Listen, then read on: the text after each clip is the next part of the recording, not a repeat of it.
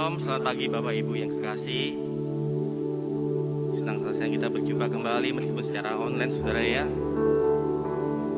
Tanpa terasa 1 tahun kita tidak ibadah secara langsung, tapi percayalah bahwa Tuhan selalu ada buat hidup kita. Haleluya. Kita mau berdoa buat ibadah kita pada pagi hari ini. Terima kasih Tuhan buat kasih-Mu, buat anugerah-Mu, buat perlindungan-Mu Tuhan. Kalau sampai saat ini Bapa, kami masih beroleh kesehatan Tuhan. Kau sudah menjaga kami Bapa. Kau melindungi kami dari virus-virus berbahaya Tuhan. Karena kami tahu Tuhan, kami tidak mampu. Semua karena kasih-Mu Bapa. Terima kasih Tuhan buat kasih-Mu, buat anugerah-Mu buat kami. Kami mau memuji memuliakan nama-Mu Bapa. Mau pakai kami setiap jemaat-Mu Tuhan, setiap pelayan-pelayan-Mu di tempat ini. Kami boleh memuji, menyenangkan hati-Mu Bapa. Semua hormat kemuliaan bagi nama-Mu saja. Terima kasih Tuhan, terima kasih Yesus. Hai dalam nama Tuhan Yesus, kasih jiwa kami. Mempelai pria surga yang mengasihi kami. Haleluya, haleluya. Amin. Kami mau mencari wajah-Mu Tuhan. Kami mau temukan kasih-Mu Yesus. Karena Engkau bukan Tuhan yang jauh dari kami. Engkau selalu ada buat kami. Haleluya. Haleluya Yesus. Terima kasih Tuhan. Haleluya. Ku cari wajah-Mu, temukan kasih-Mu. Kau bukan Tuhan yang jauh dariku. Kami mau panggil nama-Mu Bapa. Ku panggil nama-Mu, ku dengar jawab-Mu. Kau Tuhan yang selalu dengar seruan hatiku. Sungguh indah Kau Tuhan, penuh kasih dan sayang. Kau tempat penghiburan bagi setiap hati yang terluka. Sungguh indah Kau Tuhan, menara perlindungan. Kau sumber kekuatan bagi semua orang yang membutuhkan. Ku cari wajah-Mu Yesus, ku cari wajah-Mu, temukan kasih-Mu. Kau bukan Tuhan yang jauh dariku. Ku panggil nama-Mu, ku panggil nama-Mu. Ku dengar jawab-Mu. Kau Tuhan yang selalu dengar seruan hatiku. Sungguh indah Kau Tuhan, penuh kasih dan sayang.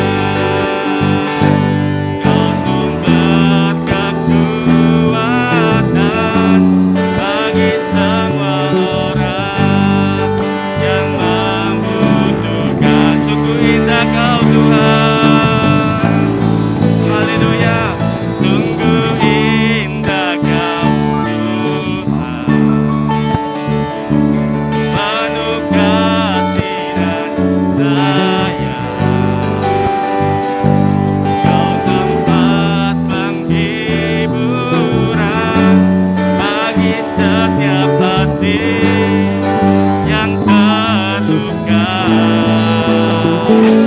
Sungguh indah kau menara perlindungan. Kau sumber kekuatan, kau sumber kekuatan bagi semua orang yang membutuhkan. Kau sumber kekuatan kami Tuhan, sumber kekuatan, sumber kekuatan, sumber kekuatan bagi semua orang yang membutuhkan. Haleluya, haleluya Yesus, Kau sumber kekuatan kami Tuhan. Haleluya, saat kami lemah Kau selalu menguatkan kami Bapa. Haleluya, haleluya, Kau tempat penghiburan kami. Haleluya, haleluya, haleluya Yesus. Haleluya, Kau tempat penghiburan kami Bapa. Kau tempat penghiburan bagi setiap hati kami yang terluka. Haleluya, haleluya Yesus. Haleluya, terima kasih Tuhan. Haleluya, haleluya, haleluya, haleluya Yesus, terima kasih Tuhan. Haleluya, haleluya Yesus. Terima kasih Yesus, terima kasih Roh Kudus. Kau selalu ada buat kami Tuhan. Kau selalu ada buat kami saat kami memerlukan Kau Tuhan. Haleluya, haleluya. Kau Tuhan yang tidak jauh dari kami. Haleluya, Kau selalu Allah yang mendengar seruan hati kami Bapa. Haleluya, haleluya, haleluya, haleluya, haleluya. Terima kasih Tuhan. Haleluya, haleluya, haleluya, haleluya, haleluya, haleluya, haleluya. Terima kasih Yesus, Kau sumber kekuatan kami, Kau menara perlindungan kami Bapa. Haleluya, haleluya, haleluya. Terima kasih Yesus, terima kasih Roh Kudus, buat kasih-Mu, buat anugerah-Mu Tuhan. Terima kasih Bapa. Haleluya, haleluya, haleluya, haleluya, haleluya Yesus. Haleluya, haleluya, haleluya. Terima kasih Tuhan.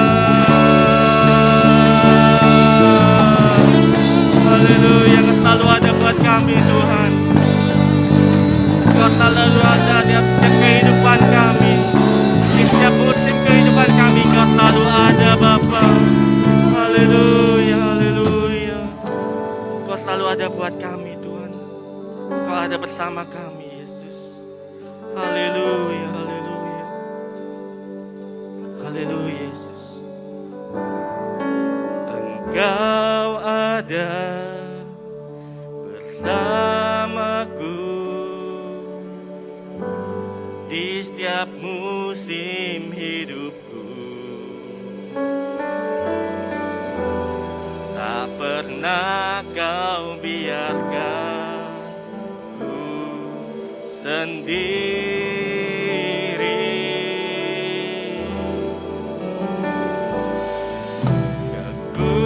Kekuatan di jiwaku adalah bersama-Mu. Tak pernah ku ragukan kasih-Mu. Bersama-Mu Bapa, bersama-Mu Bapa. Ku lewati semua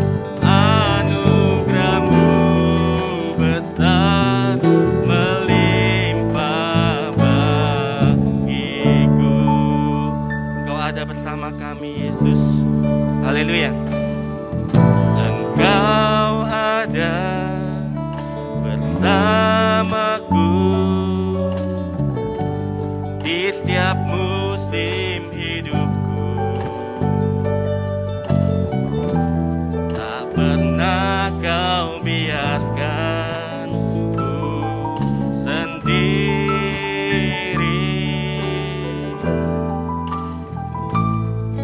Kekuatan di jiwaku adalah bersamamu. Tak pernah ku ragukan kasih-Mu. Bersamamu Bapa kami lewati semua. Bersamamu Bapa ku lewati semua. Perkenananmu ya teguhkan hatiku. Engkau yang bertindak, memberi pertolongan. Anugerah-Mu besar melimpah bagiku. Bersamamu Bapa, haleluya. Bersamamu Bapa ku lewati semua. Perkenananmu ya teguhkan hatiku. Engkau yang bertindak, memberi pertolongan. Anugerah-Mu besar melimpah bagiku. Anugerah-Mu besar buat kami Tuhan. Anugerah-Mu besar melimpah bagiku. Anugerah-Mu besar buat kami. Anugerah-Mu besar melimpah bagiku.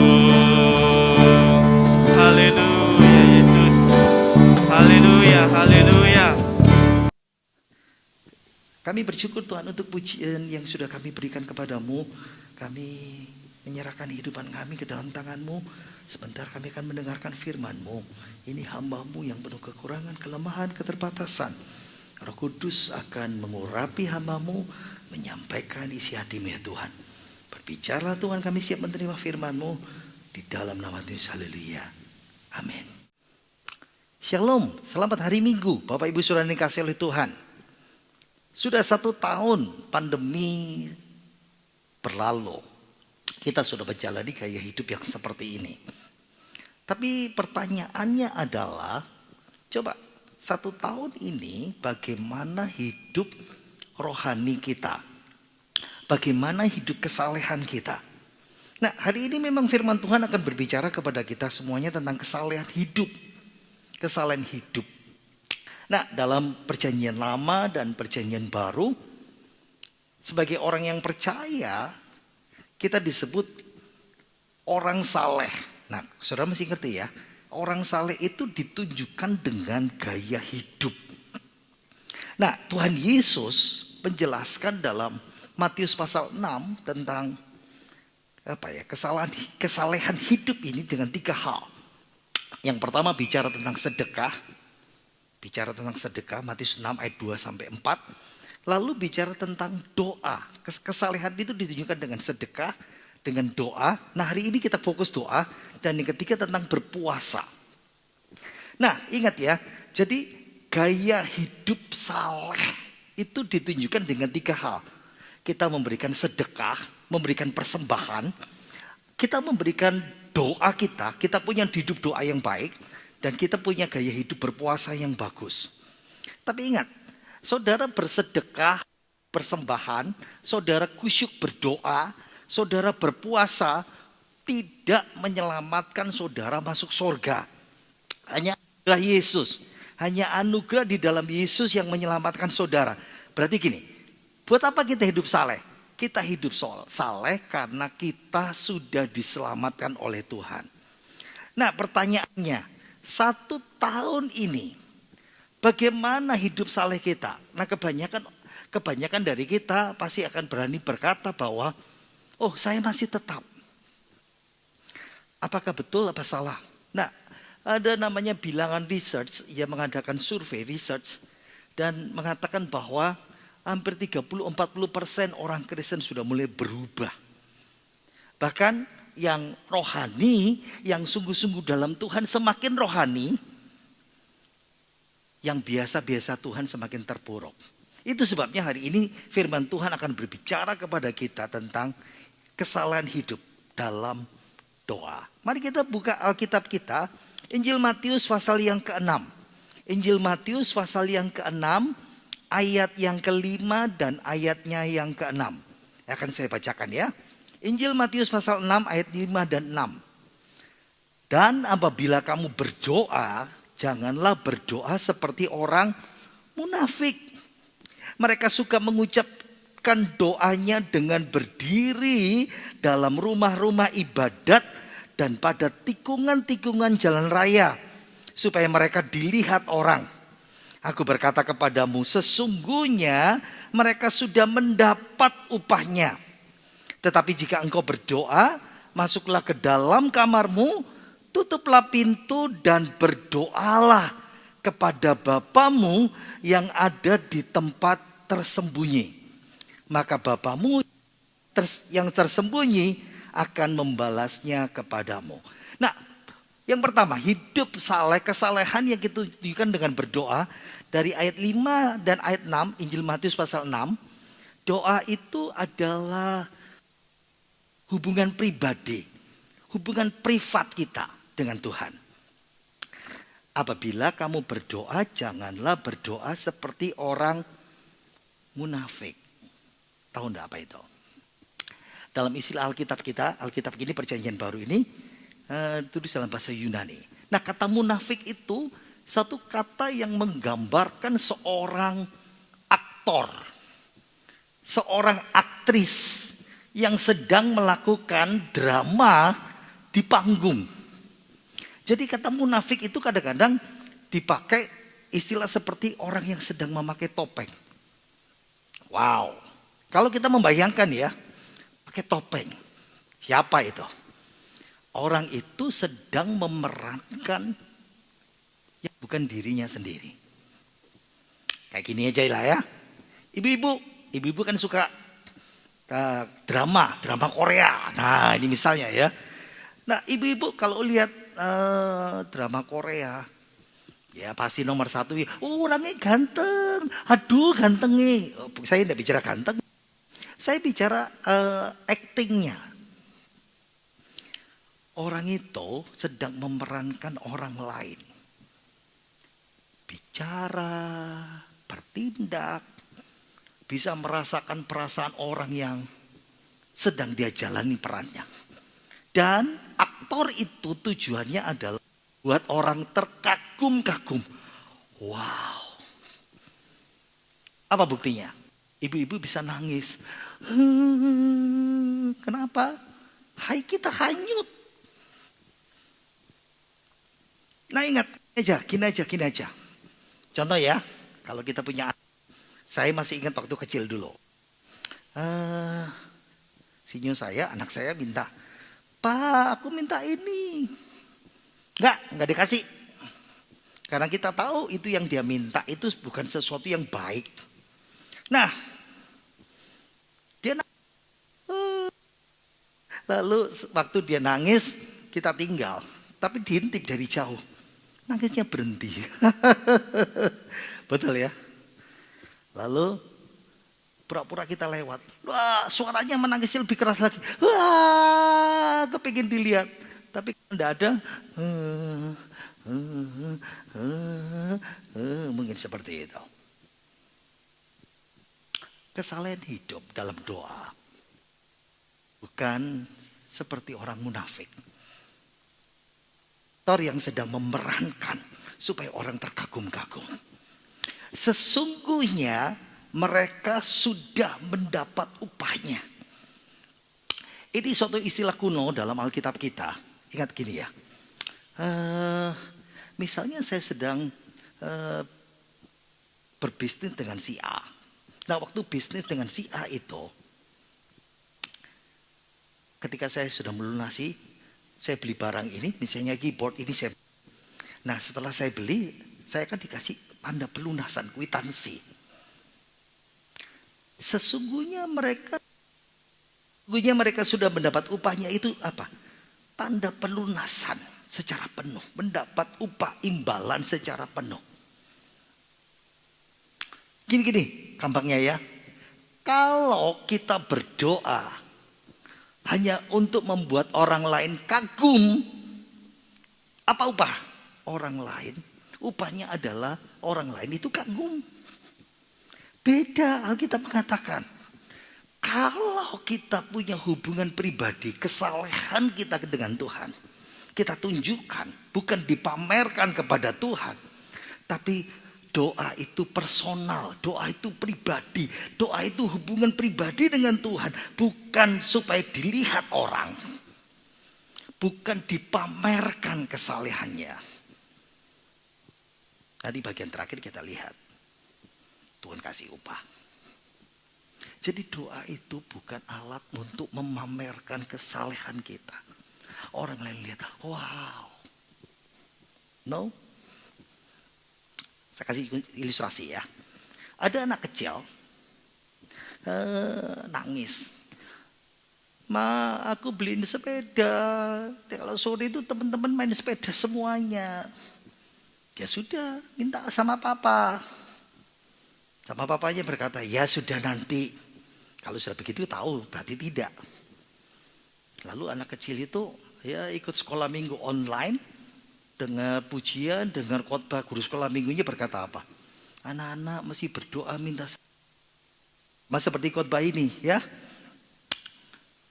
Lalu anak itu mempraktekkan, dia masuk kamarnya, dia berlutut, tapi pintu kamarnya dibuka.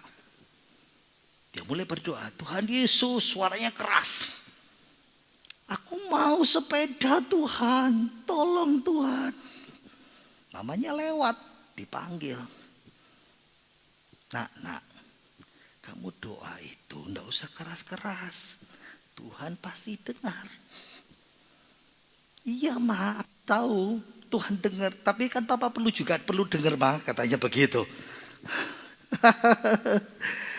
Saudara mengerti firman Tuhan ini? Dikatakan ya, dia perhatikan. Jika engkau berdoa, masuklah ke kamarmu dan tutuplah pintumu. Orang Yahudi kalau ketika mereka berdoa, umumnya seperti ini ya. Atapnya itu flat, rata ya. Ingat ya, kalau rumah kita, gereja kita kan umumnya kan lancip. Kan kelihatan dari luar jauh. Nah, beda. Orang Israel rumahnya itu sama seperti ya kayak altar di gereja ini kita gitu. Flat, jemur bahan-bahan hasil pertanian, jemur gandum, kumpul kalau acara-acara jadi gini. Ini rumah atapnya itu biasanya flat, datar. Nah, itu tempat di satu ujung itu biasanya orang pakai untuk berdoa. Tapi pilihan yang kedua, nah ini beda ya. Rumah-rumah di Yahudi 2000 tahun yang lalu umumnya tidak ada pintu. Kurang privat ya. Nah, kata tamion, masuklah ke kamar. Tamion itu biasanya kamar yang tempat penyimpanan harta, gudang. Itu satu-satu tempatnya yang tertutup. Prinsipnya sederhana seperti ini. Carilah tempat untuk berdoa yang tidak teralihkan oleh apapun. Jangan doa dengan nulis status. Jam doa. Atau doa sambil dengar TV. Ingat, doa itu peperangan rohani kita kepada Tuhan. Paling gampang gini ya, yang paling gampang seperti ini. Waktu kita kerja, kita tuh bisa disiplin loh. Bangun pagi, cari duit, cari kerja. Wah, berangkat pagi tepat, pulang tepat. Bisa disiplin. Tapi doa kita tidak disiplin. Coba hitung ya. 1 tahun terakhir ini. Berapa banyak doa kita bolong. Berapa banyak kita melanggar. Gereja kita kan ada dalam doa kan? Ada doa. Saudara malas enggak? Jadwal janjian ketemu Tuhan enggak? Ada beberapa ibu-ibu ya, beberapa ibu-ibu ya, mengunjungi seorang emak. Jadi emak ini sudah lama sakit, tidak ada ke gereja. Nah setelah emak ini agak sehatan, dia dibesuki oleh ibu-ibu kaum wanita. Nah waktu besuk ke rumahnya, ngobrol, bawa makanan, bawa bingkisan, bawa kue, bawa sembako. Nah pulang akhirnya ibu-ibu berkata, "Mak, kami mau pamit. Terima kasih Mak untuk semuanya. Terima kasih kuenya. Terima kasih untuk snacknya, banyak. Mak, sekarang mau berdoa untuk Mak." Maknya berkata begini, "Cuk, ndak usah repot-repot doa no Mak. Mak ben malam itu sembayang dewi. Yang repot itu sekarang satu, Cuk. Tolong rewangi kora-kora itu loh. Banyak kora-kora. Mak ndak sanggup kora-kora begitu banyak." Ingat ya, bagian yang pertama ini. Doa itu hubungan pribadi dengan Tuhan. Bagian yang kedua, ayat 7. Matius pasal 6 ayat yang ke-7. "Lagi pula dalam doamu itu, janganlah kamu bertele-tele seperti kebiasaan orang yang tidak mengenal Allah. Mereka menyangka bahwa karena banyaknya kata-kata, doanya akan dikabulkan." Kesalahan hidup yang pertama, doa itu hubungan pribadi dengan Tuhan, bukan dipamerkan. Yang kedua, doa itu bukan tele-tele, bertele-tele. Saya kasih ilustrasi. Ada seorang namanya Bang Toyib. Ya, Bang Toyib ini anak tunggal. Ya, tidak usah bikin nyanyian, saudara ya. Bang Toyib tidak pulang-pulang, maksudnya begitu. Nah, Bang Toyib ini anak Tuhan. Dia berdoa sama Tuhan, "Tuhan, aku ini pengen punya jodoh. Tuhan, aku pengen istri Tuhan. Tuhan, berikan istri kepadaku Tuhan." Karena keluarga besarnya kalau ketemu dia tanya, "Kapan kamu kawin? Kapan kamu kawin?" Dari tahun ke tahun harapannya tidak pernah terkabul. Dia sekarang putus asa. Tapi setelah dengar doa, dengar firman Tuhan, doa tidak boleh tele-tele. Hari Minggu itu dia pulang ke rumah lalu berdoa, "Tuhan, aku sekarang tidak doa seperti dulu lagi. Aku tidak mau doa egois lagi. Aku tidak mau doa bertele-tele lagi. Aku sekarang berdoa, Tuhan, minta Engkau memberkati orang lain." Woi, bagus. "Aku minta Tuhan Engkau memberkati mamaku Tuhan." Wah, bagus. "Berilah mamaku Tuhan menantu yang baik." Tunggu dulu. Sama aja ini ya. Oke, tangkap nomor 2 ini. Doa itu bukan bertele-tele. Kayak gini ya. Bertele-tele itu dari kata di Yunani namanya batologeo. Dari 2 kata, batos. Batos itu seperti orang gagap. Saya tidak. Nah itu namanya batos. Logosnya itu seperti gereja kita kan. Kata firman. Jadi mengulang-ulangi kata-kata yang sama. Kenapa? Kalau kita baca ayat ini ya. "Lagi pula dalam doamu jangan bertele-tele seperti kebiasaan orang yang tidak kenal Allah." Itu orang kafir. Zaman dulu orang kafir kalau berdoa itu seperti ini. Mengulang-ulangi kata-kata yang sama persis. Karena mereka berpikir bahwa kalau kata-kata diulangi itu dewa itu pasti dengar. Kayak gini ya, orang Romawi itu penjajah. Nah, orang Romawi itu ketika berdoa, ibadah, mereka punya imam. Imamnya itu merapal. Jadi doanya itu seperti rapalan, hafalan. Kalau imamnya salah ngomong sekali, berarti mesti diulangi lagi. Di Timur Tengah juga sama. Orang-orang kafir. Ingat ya, waktu Elia tanding dengan Nabi Baal. Lihat ya, Nabi Baal doa minta apa?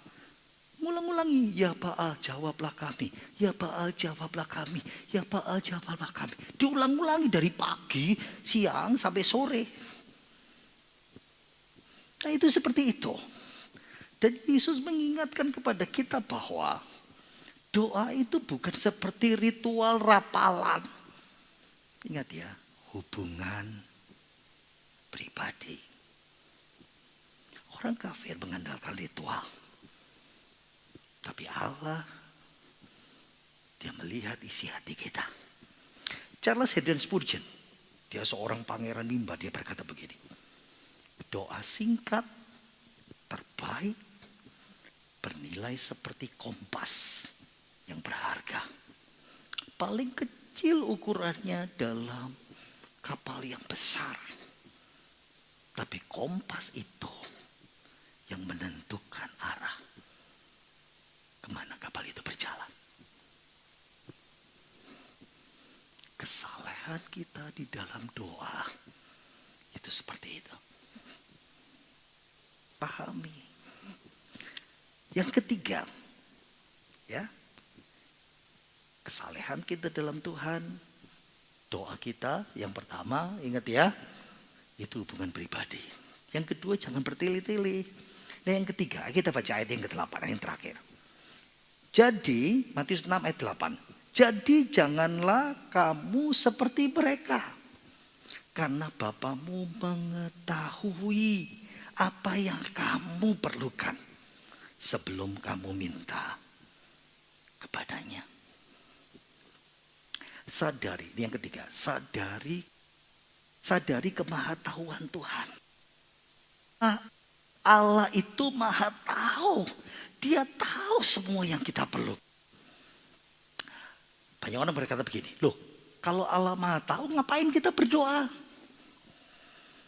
Nah ingat ya, kita berdoa bukan memberikan informasi kepada Allah dan karena Allah tidak tahu. Allah tahu, Allah itu maha tahu. Tapi dia mau melihat kejujuran hati kita. Doa yang efektif itu, ingat ya, kita itu intim. Hubungan dekat dengan Tuhan. Tapi bukan bisnis kemitraan. Take and give. You kasih, gua jual. Kamu kasih, aku kasih. Kalau butuh, ya sudah minta sama Tuhan. Nah ini gaya kesalehannya orang kafir. Pas lagi butuh cari Tuhan. Waktu susah baru ingat Tuhan. Waktu sakit ingat Tuhan. Waktu menderita baru cari Tuhan. Hari ini Tuhan mengajar kita. Kesalehan itu ditunjukkan dengan salah satunya adalah doa. Mau susah, mau enggak susah. Mau senang, mau banyak duit, enggak punya duit, ya tetap berdoa. Amin. Itu yang Tuhan mau. Ada seorang sekolah minggu. Seorang gembala sidang lalu dia ditugaskan untuk ngajar sekolah minggu. Paling susah ya, saya paling berat ngajar sekolah minggu. Karena enggak tahan, ada sekolah minggu itu kayak gitu ya. Kudu nyelentik itu. Nah ini gembala sidangnya itu sabar saudara. Jadi waktu anak-anak kelas 2, kelas 3 SD mungkin ya. Ada seorang sinyo. Nyo, kamu suka berdoa? Oh berdoa om.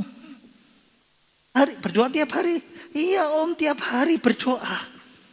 Bagus. Kalau gitu kamu tiap malam berdoa enggak? Ya pasti om, selalu berdoa. Bagus. Kalau gitu kamu bangun pagi berdoa enggak? Tahu enggak jawabannya? Ya enggak dong om. Loh pendetanya kaget. Spontan. Loh kenapa? Gini loh om. Malam kan gelap. Jadi saya ini takut. Doa. Tapi kalau siang bangun tidur kan terang. Jadi saya nggak takut. Buat apa saya berdoa? Tanpa kita menyadari bahwa kita juga sama seperti itu. Hanya butuh Tuhan. Pas lagi terdesak. Pas lagi sakit. Pas lagi menderita. Baru kita belajar hidup saleh. Kesalehan di dalam doa. Apapun yang terjadi. Susah, senang. Kaya, miskin, menderita, bahagia. Tetap berdoa. Amin. Karena doa itu memberikan kita pandangan. Saya nggak sendiri. Hidup senang, hidup susah. Kita dapat pandangan dari Tuhan. Allah Maha tahu. Allah tahu apa yang kita alami. Doa itu memberikan pandangan supaya kita rendah hati dalam segala hal. Kita perlu Tuhan. Sebetulnya, coba ya pahami ya. Kesalehan itu kan ditunjukkan di 3. Sedekah, berdoa, berpuasa. Nah yang luar biasa dari 3 ini, 3 nats ini, 3 frasa ini ya. Kalau kamu memberi di tempat tersembunyi, Bapamu balas. Kalau kamu berdoa di tempat tersembunyi, Bapa Surgawi balas. Kalau kamu berpuasa, yang ketiga, di tempat tersembunyi, tidak ada orang tahu, Bapa Surgawi balas. Nah ini poin ketiga tadi itu loh. Sadari kemahakuasaan, kemataan. Tuhan itu, Dia tahu hidup kita. Yuk kita harus berdoa, karena kita percaya. Dia tahu segala-galanya. Saya mau tutup dengan suatu kisah. Ada seorang yang bernama Julie, ya. Ini saya ambil dari Christianity Today, bulan Juli Agustus tahun 2008, yang menceritakan kisahnya Julie. Judulnya artikelnya Not My Job, bukan pekerjaan saya. Jadi ceritanya seperti ini. Julie ini nama ibu ya, ibu Julie, dia punya anak namanya Ellison. Nah si Ellison ini dia sedang kuliah di luar kota, nggak terlalu jauh lah. Jadi setiap weekend, Sabtu Minggu, anaknya Ellison, putrinya ini pulang ke rumah. Nah, mamanya tuh melihat akhir-akhir ini kalau pulang, namanya mama kan deket kan sama anak kan. Jadi mama itu menganalisa, kayaknya si Ellison ini berubah. Kenapa? Tiap kali waktu kuliah di telepon tuh angel, susah sekali. Berat badannya itu tambah turun. Matanya ini tambah cekung gitu. Dan tanpa sengaja mamanya lihat ada sayatan di tangannya. Wow. Jadi Mama Julie sudah mulai menganalisa, takut di pikirannya. Jangan-jangan anakku narkoba. Ternyata betul. Dan ketika ketahuan mamanya tambah khawatir. Bisa enggak anakku Ellison bisa berhenti? Bagaimana ketangkep polisi? Bagaimana kalau dia mati overdosis? Bagaimana kalau dia masuk penjara? Jadi mama ini ngajak si Ellison anaknya ke terapi. Beberapa kali ke terapis gagal. Ellison kabur. Dan adik Ellison tuh ngomong, "Mah, Cece itu masih pakai." Wah. Bayangkan ya, hati mama hancur. Sekarang hidupnya terfokus pada anak ini satu. Saya tidak bisa melupakan Ellison. Saya harus pikir Ellison. Hal-hal buruk selalu terpikir dalam pikirannya. Berbulan-bulan sampai suatu malam Julie ini lihat di kaca. Tanpa sadar ngelihat kaca. Persis seperti Ellison sekarang. Kayak pecandu. Di matanya sudah ada lingkaran hitam. Karena Julie kepikiran terus selama berbulan-bulan dengan lelah melihat anaknya tidak ada hasil. Ellison masih pakai narkoba. Sampai Julie lalu ingat Linda. Linda ini sahabatnya. Persis, Linda ini punya masalah, anaknya pecandu. Sudah kena, masuk penjara. Jadi si Julie ini kontak Linda. Lin, ketemuan, tolongin aku dong. Wah, Julie ngoceh masalah hidupnya. Linda, saudara temannya itu, dia berkata, Julie, kamu butuh bantuan. Kamu kecanduan juga.